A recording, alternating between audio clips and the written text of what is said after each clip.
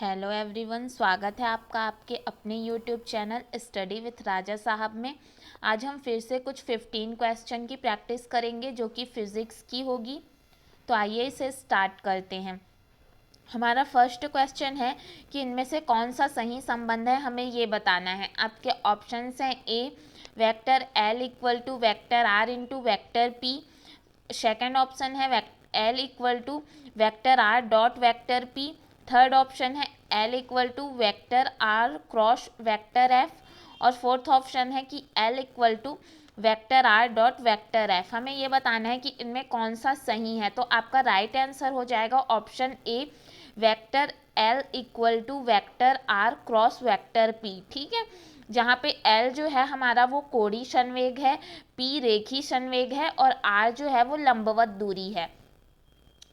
Next question है कि किसी कण का रेखीय संवेग निम्न संबंध द्वारा, एक इक्वेशन दिया है हमें P equal to A plus B T का स्क्वायर, जहाँ पे T जो है वो समय को बता रहा है और A और B नियतांक है। तो हमें कण पर लगने वाले बल में बदलाव जो होगा वो किसके अनुक्रमानुपाती होगा, ये हमें बताना है। ठीक है, तो न्यूटन के सेकंड नियम से हम जानते हैं कि F इक्वल टू होता है dP अपॉन dt। ठीक है, यहाँ पे P जो हमें इक्वेशन में दिया हुआ है a plus D B T का स्क्वायर, तो इसको हम एक बार डिफ्रेंशिएट करेंगे तो क्या हो जाएगा हमारा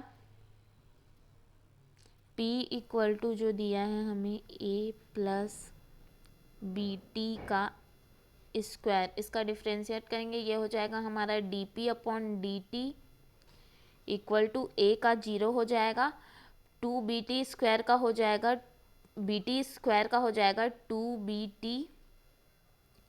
ठीक है, और ये जो dp dt की वैल्यू आप ये देख लीजिए, इक्वेशन 1 से dp बाई dt की वैल्यू क्या है, f है। तो f इक्वल टू हमारा क्या हो जाएगा 2bt। इसका मतलब जो लगने वाले बल में बदलाव है वो अनुक्रमानुपाती होगा t के। ठीक है, आपका राइट आंसर हो जाएगा option B T. Next question हम देखते हैं कि F बल के अंतर्गत एक m द्रव्यमान का कण त्रिज्या के वृत्तीय पथ पर नियत चाल से चल रही है, तो इसकी चाल क्या होगी, हमें ये बताना है। ठीक है, तो जब भी कोई पिंड एक समान चाल v वेग से r त्रिज्या के वृत्तीय पथ पर गति करते रहती है, तो वृत्ताकार पथ में केंद्र की तरफ एक बल कार्य करता है जिसको हम अभिकेंद्री बल कहते हैं। ठीक है, और अभिकेंद्री बल का फॉर्मूला हमें पता है कि अभिकेंद्री बल जो होता है वो F इक्वल टू होता है mv का स्क्वायर अपॉन r। ठीक है, हमें उसकी चाल बताना है, मतलब v इक्वल टू कितना हो जाएगा, root over F R upon M हो जाएगा। तो आपका राइट आंसर हो जाएगा ऑप्शन ए। ठीक है, नेक्स्ट क्वेश्चन हम देखते हैं कि एक उपग्रह पृथ्वी के चारों ओर एक दीर्घवृत्ताकार कक्षा में घूमता है। पृथ्वी को उपग्रह से मिलाने वाली रेखा द्वारा तय किए गए क्षेत्रफल में परिवर्तन की दर किसके अनुक्रमानुपाती होगी, हमें ये बताना है।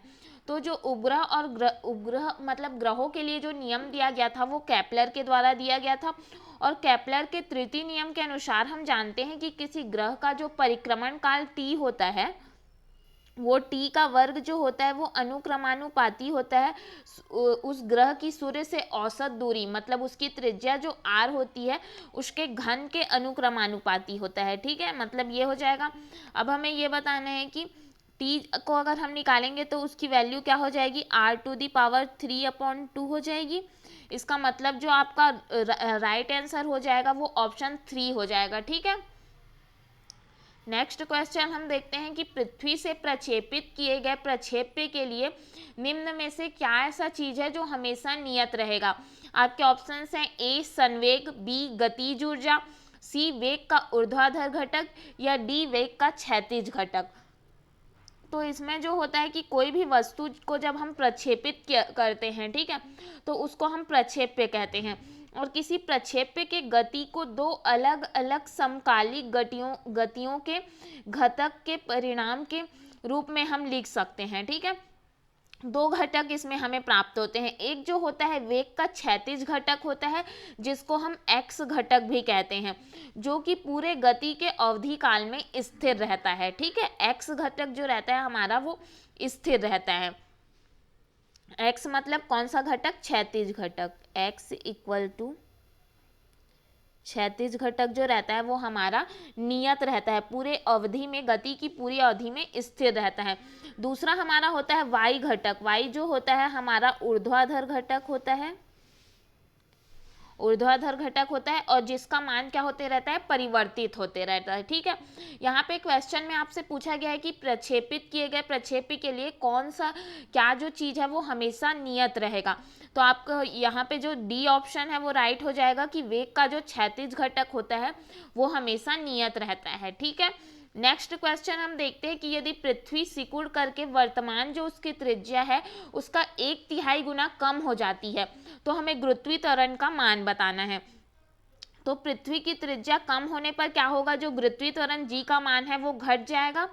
हम सपोज कर लेते हैं कि नया जो गुरुत्वीय त्वरण होगा वो जी डैश होगा। ठीक है, तो जी डैश इक्वल टू हो जाएगा हमारा, ये फॉर्मूला होता है गुरुत्वीय त्वरण के लिए, जी 1 - h अपॉन आर ई। ठीक है, यहाँ पे h जो आपको बताया गया है क्वेश्चन में ही कि वर्तमान त्रिज्या से 1/3 गुना क्या होगी? कम हो जाएगी। तो आप यहाँ पे क्या कर देंगे? बाकी सब एज इट इज़ रहेगा, h की जगह आप वैल्यू पुट कर देंगे, 1/3 कम बोल रहे हैं मतलब आर ई अपॉन 3 हो जाएगा, और बाकी जो है एज इट इज़ चलते रहेगा। ठीक है, नेक्स्ट अगर हम देखें नेक्स्ट स्टेप में हमारा क्या हो जाएगा? g इक्वल टू हो जाएगा 1 - आर ई अपॉन 3 रहेगा, और इंटू क्या हो जाएगा? 1 अपॉन आर ई। ठीक है, जो नीचे वाला है वो, तो यहाँ पे क्या होगा आपका? आर ई और आर ई क्या हो जाएगा? कैंसल आउट हो जाएगा। तो उसके बाद आपके पास क्या बचेगा? जी इक्वल क्या बचेगा? 1 - 1/3 बचेगा। अब हम जब इसे सॉल्व करेंगे, ठीक, तो आपके पास क्या बचेगा? हमारा जी डैश इक्वल टू जो हमारे पास बचेगा जी 1 - 1/3 बचेगा, क्योंकि आर ई जो है हमारा वो कैंसल आउट हो चुका है। तो जब आप इसको सॉल्व करेंगे तो आपका आंसर जो आएगा वो 2/3 जी आएगा। ठीक है, तो आपका जो फर्स्ट ऑप्शन ए है वो राइट आंसर हो जाएगा। नेक्स्ट क्वेश्चन हम देखते हैं कि केल्विन स्केल पर 0 अंश सेंटीग्रेड का हमें सही मान बताना है। ठीक है, आपके ऑप्शंस हैं 273.15 केल्विन, या बी ऑप्शन है 273.16 केल्विन, सी ऑप्शन है 273 केल्विन, और डी है 273.2 केल्विन। ठीक है, तो सबसे पहले ये जान लेते हैं कि केल्विन क्या होता है। जल के त्रिक बिंदु के उष्मागतिक ताप का जो 1/273.16 भाग जो होता है उसको हम केल्विन कहते हैं। ठीक है, जल के त्रिक बिंदु का उष्मागतिक ताप का जो ये भाग होता है उसको हम केल्विन कहते हैं। तो यहाँ पे हमें पूछा गया है कि इसी प्रकार जो 0 अंश सेंटीग्रेड का केल्विन स्केल पर अगर हम मान बताएं तो क्या हो जाएगा? हमारा ऑप्शन बी हो जाएगा 273.16 केल्विन, इसका राइट आंसर हो जाएगा। ठीक है, केल्विन को हम के से निर्देशित करते हैं, हमें ये चीज़ याद रखनी है। नेक्स्ट क्वेश्चन हम देखते हैं कि पृथ्वी के सतह से पृथ्वी की त्रिज्या के बराबर ऊंचाई पर हमें गुरुत्वीय त्वरण बताना है। ठीक है, गुरुत्वीय त्वरण के लिए फॉर्मूला हमें पता है कि जी डैश इक्वल टू होता है G upon 1 + h upon R E का स्क्वायर। ठीक है, यहाँ पे जो जी के लिए जो हम फॉर्मूला लगाए हैं गुरुत्वीय त्वरण के लिए, वो यहाँ पे जो कंडीशन दिया है उसके अकॉर्डिंग हम लगाएंगे। पिछले क्वेश्चन में जो दिया था हमें, उसमें हम क्वेश्चन के अकॉर्डिंग फॉर्मूला लगाए थे। यहाँ पे दिया है पृथ्वी के त्रिज्या के बराबर ऊंचाई पर, तो हम जो ऊंचाई के लिए जो गुरुत्वीय त्वरण का मान होता है उसके लिए फॉर्मूला लगाए हैं। ठीक है, यहाँ पे जो आपको क्वेश्चन में दिया है कि त्रिज्या जो होगा वो ऊंचाई, पृथ्वी की त्रिज्या के बराबर ही जो ऊंचाई पर लगेगा गुरुत्वीय त्वरण लगेगा, मतलब h का मान हो जाएगा हमारा यहाँ पे आर ई। ठीक है, इसको हम पुट अप कर देंगे तो जी डैश इक्वल टू क्या हो जाएगा हमारा? जी अपॉन 1 + h की वैल्यू क्या करेंगे? आर ई करेंगे। नीचे में ऑलरेडी हमारे पास है आर ई, नेक्स्ट स्टेप में क्या हो जाएगा, आपका आर ई और आर ई जो है कैंसल आउट हो जाएगा, तो आपके पास बचेगा G dash equal to G upon बचेगा 2, ठीक है। बाकी कैंसल आउट होने के बाद 2 का स्क्वायर बचेगा, तो आपकी आंसर क्या आ जाएगी, जी अपॉन 4, ऑप्शन सी इसका राइट आंसर हो जाएगा, ठीक है। नेक्स्ट क्वेश्चन हम देखते हैं कि एक सरल लोलक के लिए एल तथा टी के बीच का हमें ग्राफ बताना है, ठीक है। तो सबसे पहले सरल लोलक का फॉर्मूला जो कि हम जानते हैं, टी इक्वल टू होता है 2 pi root over L upon G. अब यहाँ पे जो रूट में दिया है हमें एल अपॉन जी, उसको अगर हमें रूट को हटाना है तो हम क्या करेंगे, टी का स्क्वायर कर देंगे। टी का स्क्वायर करेंगे तो हो जाएगा 2 pi L into L upon G हो जाएगा, ठीक है। अब एल की वैल्यू अगर हमसे पूछी जाए तो एल इक्वल टू क्या हो जाएगा, जी अपॉन 4 पाई हो जाएगा। ये स्क्वायर किया अपन तो यहाँ पे अब ये जो 4 पाई होगा, ठीक है, क्योंकि टी का स्क्वायर कर रहे हैं अपन तो 4 पाई हो जाएगा ये, तो जी अपॉन 4 पाई इंटू टी का स्क्वायर होगा, ठीक है। एल का वैल्यू इतना आया, इसका मतलब क्या है, एल जो है हमारा वो अनुक्रमानुपाती है टी के स्क्वायर से, जो कि किसको बता रहा है, परवलय का समीकरण जो हम जानते हैं y इक्वल टू क्या होता है, 4a का स्क्वायर होता है। ये दोनों एक दूसरे से समानता रख रहे हैं, इसका मतलब जो होगा एक सरल लोलक के लिए जो एल व टी के बीच ग्राफ बनेगा वो क्या होगा, परवलयकार होगा, ठीक है, क्योंकि जो ये हम फॉर्मूला निकाले हैं वो बिल्कुल जो परवलय के फॉर्मूला होता है उससे समानता रख रहे हैं। नेक्स्ट क्वेश्चन हम देखते हैं कि 253 केल्विन का मान हमको फ़ारेनहाइट स्केल पर बताना है, ठीक है।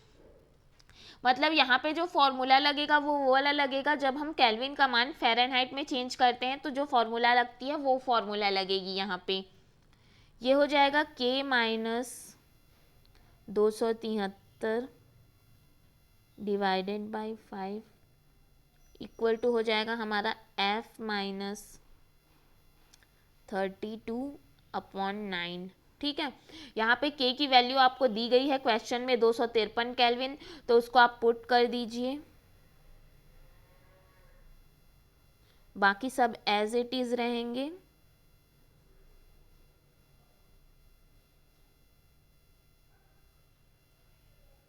ठीक है, इसको जब हम सॉल्व करेंगे तो अब क्या होगा हमारा, इसको माइनस करेंगे तो क्या हो जाएगा, -20 आएगा। नेक्स्ट स्टेप में करते हैं, -20 आएगा अपॉन 5, और इधर का जो एज इट इज़ बना रहेगा f माइनस 32 अपॉन 9, ठीक है। इसको आप कैंसल आउट करेंगे तो क्या हो जाएगा, ये 4 में जाएगा, तो ये हो जाएगा हमारा -36 इक्वल टू f माइनस 32 रहेगा।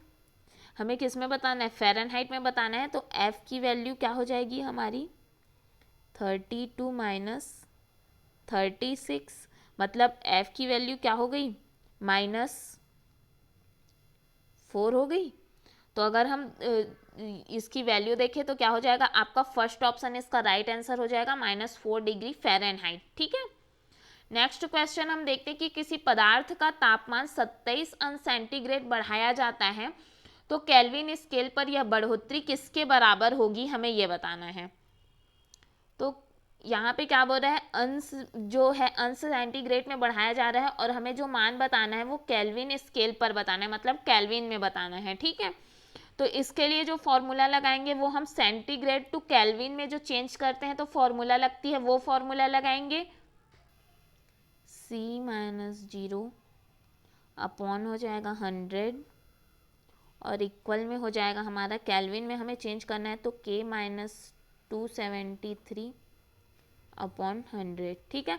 यहाँ पे आप हमें C की वैल्यू दी गई है 27 अंश सेंटीग्रेड, इसको पुट कर देंगे हम 27 डिग्री सेल्सियस इक्वल टू क्या हो जाएगा, K माइनस 273, ठीक है। अब अगर हम K में K मतलब केल्विन में हमें बताना है तो इसकी वैल्यू कितनी हो जाएगी हमारी 300 डिग्री केल्विन हो जाएगा। इसका राइट आंसर आपका हो जाएगा ऑप्शन ए, ठीक है। ये आपको पूछा है कि केल्विन स्केल पर कितना बढ़ोतरी होगा, तो आपको ये बताना है कि 300 केल्विन की होगी, ये हमने यहाँ पे सॉल्व भी किया है, ठीक है। नेक्स्ट क्वेश्चन हम देखते हैं कि पिंड तापी साम्य में कब कहे जाएंगे? जब दोनों समान ताप पर होंगे। ऑप्शन बी है दोनों के पास समान ऊष्मा होगी परंतु ताप अलग अलग होगा। सी है ऊष्मा का प्रवाह हो, या डी इनमें से कोई नहीं। तो ये तो बहुत इजी क्वेश्चन है, आप सबको ये पता ही होगा कि पिंड जब साम्य स्थिति वह स्थिति होती है जब उसमें किसी भी प्रकार का समय के साथ उसमें कोई परिवर्तन नहीं होता है, ठीक है, तो उसको हम साम्य की स्थिति कहते हैं। यहाँ पे पूछा जा रहा है आपको पिंड तापी साम्य में कब कहे जाएंगे। इसका मतलब है कि जब उसमें समय के साथ साथ उसके स्थिति में कोई भी अंतर नहीं होगा तब वे तापी साम्य में कहे जाएंगे। तो इसका आपका ये हो जाएगा कि इस स्थिति में आपका फर्स्ट जो ऑप्शन है दोनों समान ताप पर होंगे, इसका राइट आंसर हो जाएगा, ठीक है। तापी साम्य की स्थिति में जो होगा एक समय ऐसा आएगा कि जब दोनों ताप क्या हो जाएंगे, एक समान हो जाएंगे और समय के साथ साथ उसके ताप में कोई भी परिवर्तन हमें देखने को नहीं मिलेगा। नेक्स्ट क्वेश्चन हम देखते हैं कि एक धातु की छड़ को जब हम गर्म करते हैं तो इसका प्रसार होता है। आपके ऑप्शन है ए इनके परमाणुओं का आकार बढ़ता है, बी इनके परमाणुओं के बीच की दूरी बढ़ती जाती है, सी सही कारण का पता नहीं है, या डी इनमें से कोई नहीं, ठीक है। तो जब भी आप एक धातु के छड़ को गर्म करोगे तो ताप बढ़ने के साथ साथ उनके बीच के जो अणुओं के बीच की दूरी होगी वो बढ़ती जाएगी, ठीक है। तो आपका बी ऑप्शन जो होगा इसका राइट आंसर हो जाएगा। नेक्स्ट क्वेश्चन हम देखते हैं कि जब एक कॉपर वॉल को गर्म किया जाता है तो उसमें अधिकतम प्रतिशत वृद्धि होगी। आपके ऑप्शन हैं ए उसके व्यास में, बी क्षेत्रफल में, सी आयतन में, या डी घनत्व में। तो जब हम किसी वस्तु के ताप में वृद्धि होने पर उसके विमाओं में वृद्धि होती है, ठीक है, उसके विमा जैसे कि ले लीजिए आप क्षेत्रफल है, आयतन है, इन सब में वृद्धि होती है तो इसको ही हम तापी प्रसार कहते हैं, ठीक है। लंबाई में प्रसार को हम रैखिक प्रसार कहते हैं। अगर लंबाई में वृद्धि हो रही है तो उसको हम रैखिक प्रसार कहेंगे। क्षेत्रफल में प्रसार होता है तो उसे क्षेत्र प्रसार कहते हैं। आयतन में प्रसार होगा तो उसे आयतन प्रसार कहते हैं। तो जब हम कॉपर बॉल को गर्म करेंगे तो जो रैखिक प्रसार होगा, ठीक है, रैखिक प्रसार मतलब लंबाई में होगा, तो रैखिक प्रसार जो होगा वो हमारा आयतन प्रसार में बदल जाएगा, इसलिए इसमें क्या होगा, इसके आयतन में वृद्धि होगी। तो आपका जो इसका सी ऑप्शन है वो इसका राइट आंसर हो जाएगा। नेक्स्ट क्वेश्चन हम देखते हैं कि एक बर्तन जिसका रेखीय प्रसार गुणांक ए है उसमें द्रव भरा हुआ है, ठीक है। द्रव का आयतन प्रसार गुणांक जो दिया है हमें वो यहाँ पे ये मिस्टेक हुई है। द्रव का आयतन प्रसार गुणांक जो है वो गामा है, ठीक है, गामा है। तब हमें बताना है कि यदि गर्म करने पर द्रव बर्तन से बाहर निकल जाता है तब के कंडीशन में हमें ये जो वैल्यूज दी गई है उसमें कौन सी सही है ये बतानी है, ठीक है। तो यदि हम किसी भी द्रव को गर्म कर रहे हैं और जो द्रव है वो बर्तन के बाहर निकल जाता है तो द्रव का जो आयतन प्रसार गुणांक होगा वो बर्तन के रेखीय प्रसार गुणांक से ज़्यादा होगा, तभी वो द्रव जो है वो बाहर निकल रहे हैं। तो जो आयतन प्रसार, और अगर हम रेखीय आयतन प्रसार, क्षेत्रीय और आयतन प्रसार इन सब में हम एक संबंध निकालें तो ये होता है हमारा अल्फा इक्वल टू होता है बीटा बाई 2 इक्वल टू होता है गामा बाई 3, ठीक है। तो यहाँ पे अगर हम देखें तो गामा इक्वल टू क्या हो जाएगा, 3 अल्फा हो जाएगा। आप अगर ये वाले को लें और इसको लें तो क्या हो जाएगा हमारा, गामा इक्वल टू 3 अल्फा होगा। गामा इक्वल टू 3 अल्फा मतलब जो गामा होगा वो ग्रेटर देन होगा 3 अल्फा के। तो आपका इसका राइट आंसर हो जाएगा ऑप्शन ए, ठीक है। ऑप्शन जो आपको दिख रहा है ऑप्शन बी, सॉरी ए बोल डाली, ए में इक्वल दिया है, आपका ऑप्शन बी जो है वो इसका राइट आंसर हो जाएगा। गामा जो होगा हमारा ग्रेटर देन होगा 3 अल्फा के, ठीक है। ये सारे गामा में आएंगे। Okay, thank you so much guys. आज जो हमने 15 क्वेश्चन डिस्कस किए, आपको अगर अच्छा लगा तो आप इस वीडियो को लाइक करें और आपको अगर कोई भी डाउट है तो आप हमें कमेंट सेक्शन पर बताइएगा। Thank you so much guys.